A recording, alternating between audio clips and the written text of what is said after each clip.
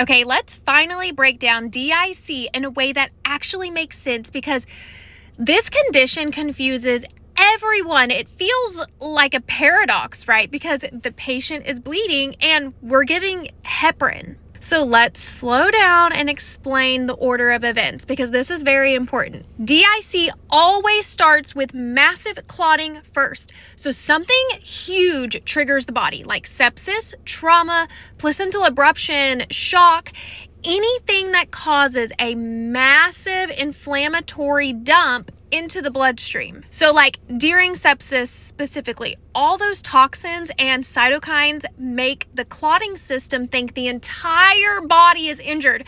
So it says, start clotting everywhere. So now your clotting factors and platelets get dumped out all at once, and instead of having like one good clot, you get tons of microclots everywhere throughout your vessels. And this is the key. These microclots use up all of your clotting factors and platelets. So later when your body actually needs to form a real clot, like at an IV site or your gums, it can't because you already burned through the entire supply.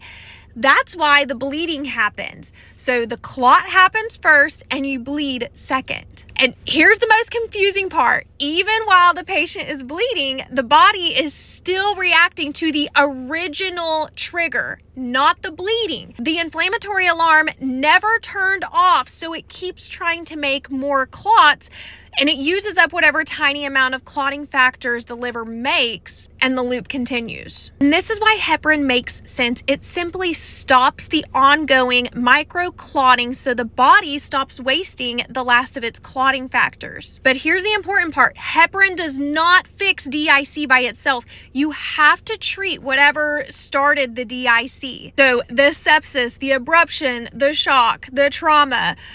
Otherwise, the clotting cascade will just keep activating. This is one of the most confusing things to understand, but I hope I explained it in a way to kind of help make it click.